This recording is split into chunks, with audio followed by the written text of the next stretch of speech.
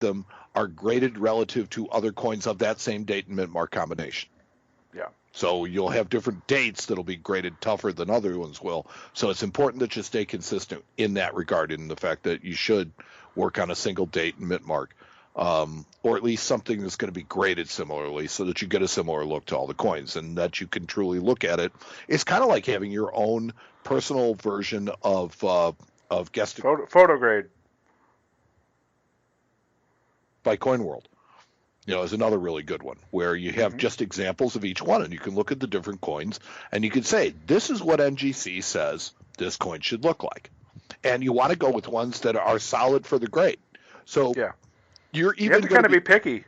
Right, you're going to have to be picky, even in what you take, as far as making it work within, your set in order to make it a truly good grading set, something that's interesting to look at. But like I said, I thought that I'll give you an example of what started me down this path was, how I put together a 62 proof set. It was important to me. I wanted to put together a Cameo proof set from the year I was born, because Cameo proofs coins were not the norm. They were actually quite rare for my birth year. And so it was something that I thought, okay, I'm going to put together a really nice high-end proof set that's all Ultra Cameo from 1962, and to this day I have the number 12 set in the NGC registry of 1962 proof sets. Did you know that I didn't, but if I remember right, it was not an easy set for you to put together. It was not. It took me quite a while to put together, and it made me reject quite a few coins. But here's one of the things is when I first started that out, I was like, you know what? I probably, if I look hard enough, might be able to find the nickel, the dime, or the quarter on my own, because nobody cares about those coins. They don't carry a real big premium, and you can find them in mint sets and proof set, or you can find them in proof sets. Yeah, I was gonna say you won't find them in any mint sets. I won't find proof coins in any mint sets. But so I had a 62 nickel that I sent off, and I had it graded. Actually, you sent it off for me, and it came back 68 Cameo. Now my set is 68 Ultra Cameo. So sitting there, I've got a 68 Cameo. I've got a 68 Ultra Cameo. I'm like, you know what? Whoa. This might be really cool to put together a set of Cameo, a set of Ultra Cameo, and a set of regular proofs that go from, 60 to as high as I can go. Yeah. And I just thought it would be a really neat idea. I also thought that if you're already searching for the coins, and you're sending 4 or 5 of them off to NGC, you may end up with a grading set anyway. Anyways, yeah. Just by accident. Whoops. Yeah, so, I thought the idea of it was really cool, and it was something different, and it was something that was interesting and original. And I really like the idea of grading sets for that specific reason. Now, here's a couple of questions that I had for you, Matt. Are there any registry grading sets? I didn't check. I would suspect so. They have I think it's NGC has the custom registry, so you can put anything you want in a registry set. So I'm sure somebody's done it. There's got to be somebody who's done it and put it together. I also think that it would be a cool idea to take just a common date coin, and literally put it together in every grade that's available. Take a Philadelphia or a San Francisco coin, that you can get in both uncirculated and proof. Yeah. And do it that way, top to bottom. Well, and you know what the funny thing is about these sets? You know what were the hardest coins to find in my set? The low-end ones. The low-end ones. Because nobody's going to send in a $3 coin for certification. I actually had to send in a lot of the lower-end ones myself, just so I could get them, because nobody, it didn't make sense for me to certify them normally. If, as a coin dealer, I'm not going to certify a $3 coin and spend $18 or $20 to do it. You okay? Yep. Like you're bouncing in and out. Oh, okay. That's why I started talking. I'm sorry. But it was my thought that it would actually be easy to find the lowest grades, because people are trying to put together everyman sets. Yeah. Which are lowball sets.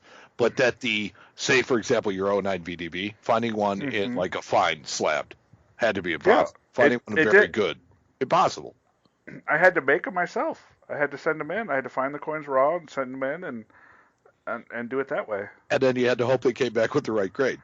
Right. Well, that too. But and those are just coins that most people don't certify because it doesn't make sense financially to do it. Right. Yeah, no, that's a definite loser on your part as far as Yeah. that money that you spent. But was it worth it in the long run? Well, sure. That particular set was collecting for nothing more than enjoyment for me. And when you sold it, did you sell it as a set? No, I broke it up actually because I learned this a long time ago at the coin shop.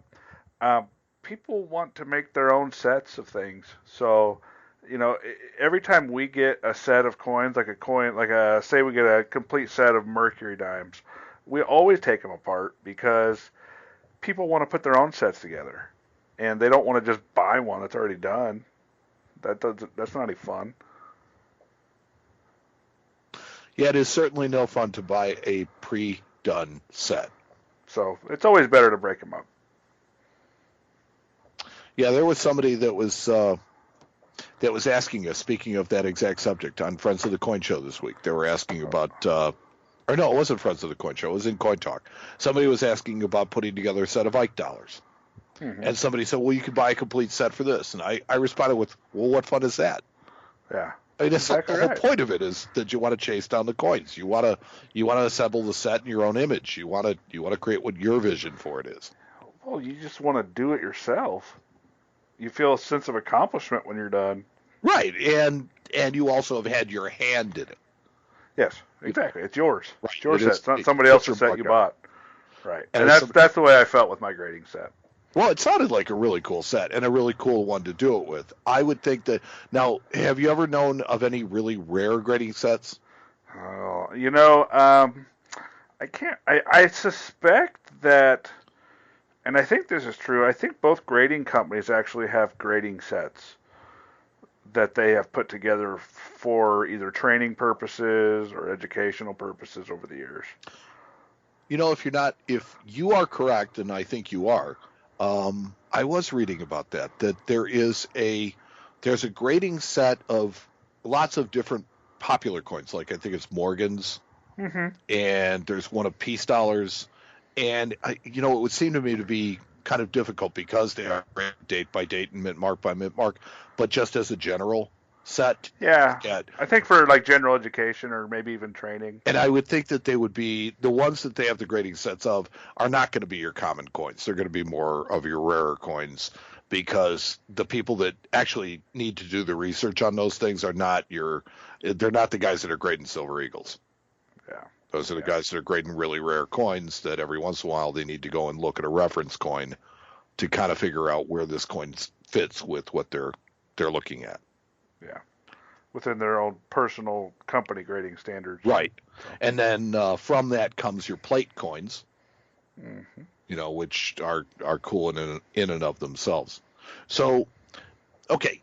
So if you were to start somebody out on the quest for a grading set, Matt, what would be probably the biggest pitfall that you would avoid? Oh, Lord, that's a good question. Well, don't be in a hurry. You're going to have to look at a lot of coins. I specifically wanted my set to match. So, I wanted the coins to be as close in color, especially the circulated ones, as possible.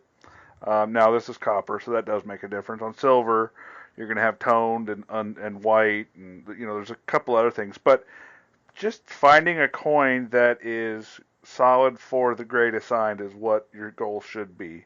You should not just go out and buy the first fine 15 you see, because it may not match the rest of your coins, and it may not even be a really fine 15. It could be a net graded VF. So finding the right coins and taking your time to do it would be my advice. And where at the very, very, very beginning, I kind of did that myself, just on some of the lower grade stuff. I think that is most people's biggest and first mistake is that they really they get in a hurry to do what they're doing and to finish it off. And, I had to have this conversation with somebody who was, trying to get something through the shop that I work at, where I was trying to explain to him, it's like, look, you're not looking for, a 78 Lincoln set. You're looking for something that's actually desirable and and is not necessarily a rare coin, but a scarce coin, and one that you don't want an average coin. Yeah, well, if you don't want an average coin, then most coins that you look at are not going to be acceptable. Yeah, and you have to keep that in mind. Yeah, and that's true. And I was just shooting for solid for the grade and trying to match that color, and that was the way my mantra going forward into that. Well, I mean, think about this, Mike. I was getting coins that were red-brown. I was doing the red-browns, the reds, and the browns. So think of the fifth. I almost this set actually, because I looked at a lot of like 64 red-browns and this actually wanted to. I almost did a set of. This is funny, but I almost did a set of. I was going to do an exhibit and call it 50 Shades of Red Brown. Because red brown goes from like 95% red to like 95% brown, and every color in between. I personally think that red brown is like a cop out. I agree. I think it's a cop out grade because there are coins that I think are in red brown slabs that deserve red holders. Mm-hmm. I think there are coins in red holders that deserve red brown slabs. Exactly. And I've seen coins in brown holders that should be red brown. So yeah, and I've seen them go ultra harsh on it the other way. I think that you're kind of subdividing it just a little bit too much. But that's even a grading set in itself. Yes. All the different shades of red brown. So like I said, getting back on track, you can do a grading set however you want, and that's the best part about collecting and doing this crazy thing we do, hoarding old money. But yeah, you can literally there's a bunch of different ways, just like collecting, to do it. So go out and get yourself a. Well, it's just something. It's something to think about if you're in between sets or you're looking for something new and interesting to do. There you go. If we haven't given you enough different ideas over the years, well, here's another one for you. I like your idea, Mike. It was a good one. Thanks. No problem.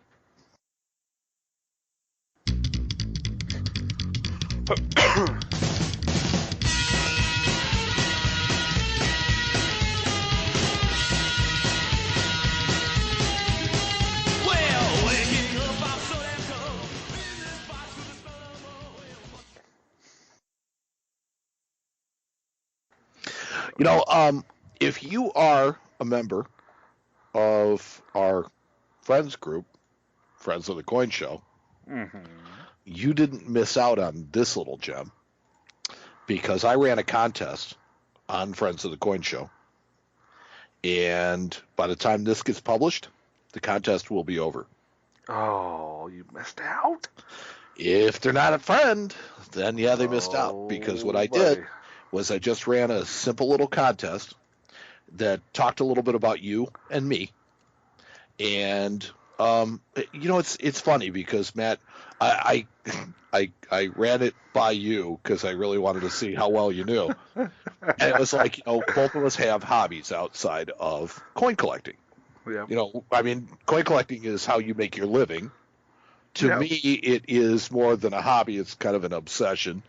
And it's kind of a way of life. But there is actually, believe it or not, my hobby, coin collecting, is actually number 2 on my list. And I don't think you ever realized that until after we talked about it. Well, I knew it. I wasn't putting 2 and 2 together. Yeah. Well, it's because what I do, you didn't consider to be a hobby, and I think I can understand that. It really is more of a sport. Yeah. Although it's not a sport, it's a game. I have a very strict rule on that. Well, close enough. If you're allowed to take your turn, it's a game. If there's active defense, it's a sport. Ooh, I like Golf is a game. Yeah. Bowling is a game. Chess is a game. What about football, though? That's a sport. There is active defense. I see. It's a very strict rule. It's my own rule. It's my interpretation. It's just what I think. I think it's a good one. I do think it's a really good place to draw the line. So I asked in the Friends of the Coin Show if anybody knew what Matt's and my hobbies were, and that if they were to put them in there, this being episode 125, in honor of the 125th episode. I figured I'd take